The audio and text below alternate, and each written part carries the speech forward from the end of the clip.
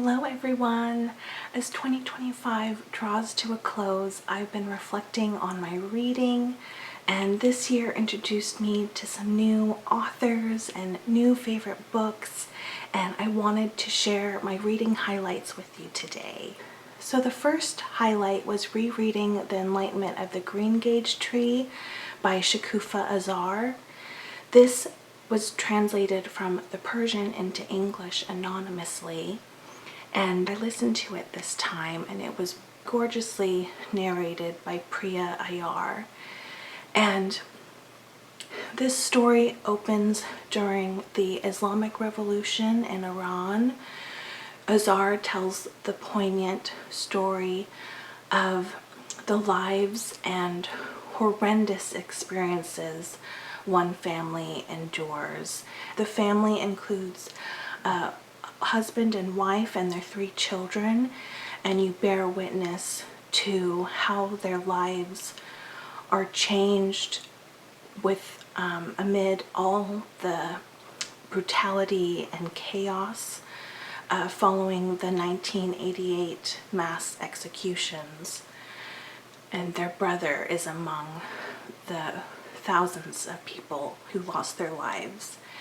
And this was a really challenging and difficult read given the subject matter and the brutal scenes. It's a very powerful and unforgettable story, which I highly recommend. Another one I loved was The First State of Being by Erin and Trada Kelly. It's set at the turn of the century, where you meet a sensitive and really anxious teenage boy named Michael.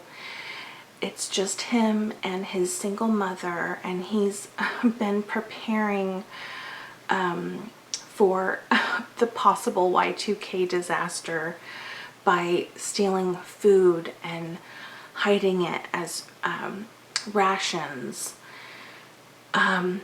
This was a nostalgic read for me. Even I could remember how panicky I was in 1999.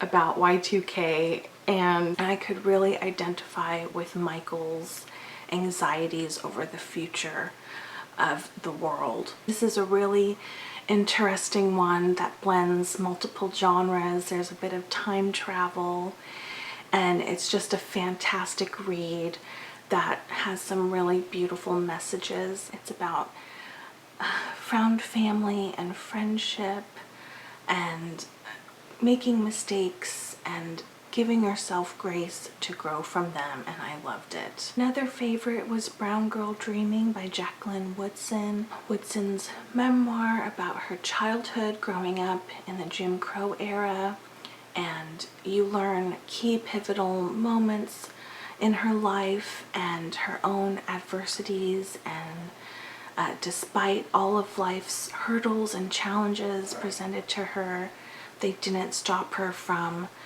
achieving her childhood dream of becoming an author. This is a really beautiful memoir. Woodson's writing is such a gift, and I found it so inspirational. I loved learning more about her.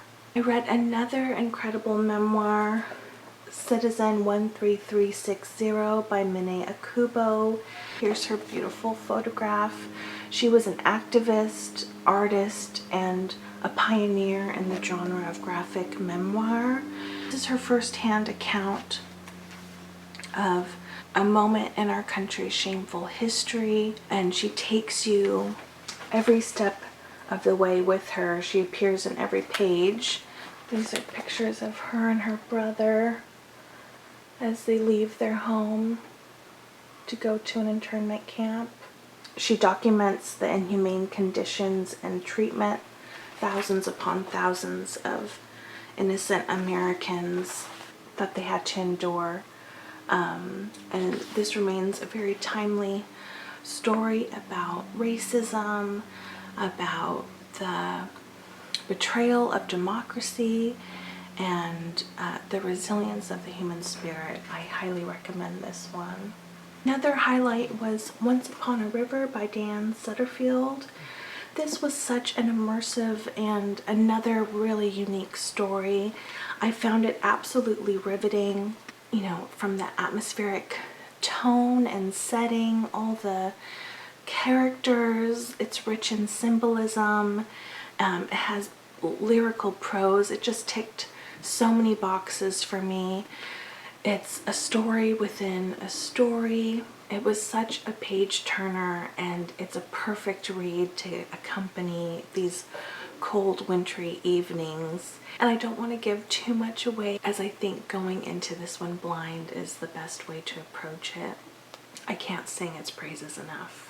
Last but certainly not least, another highlight was The Emperor of Gladness by Ocean Vuong. It's about ordinary people who have an extraordinary connection.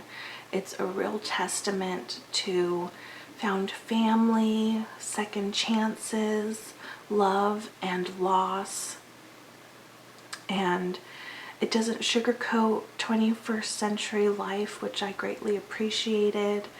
It was such an emotional read for me, and it's grounded in truth, and Vuong writes with such humanity and humor, and I look forward to reading more of his work. If you've made it this far, I have a bit of a surprise for you. I'm so grateful for you being part of this small little chapter here on BookTube, and to show my appreciation, I am hosting a book giveaway. The book will be one of my favorites mentioned here in this video, and you'll have a chance to choose which one you'd like me to send to you if you win. If you'd like to be entered into this giveaway, first you must be a subscriber to this channel, and secondly you have to leave me a comment about a reading highlight of yours from this year, and I will enter you into the drawing. I'll announce the winner 1 week from today. I believe that's the 19th of December. Let me double check.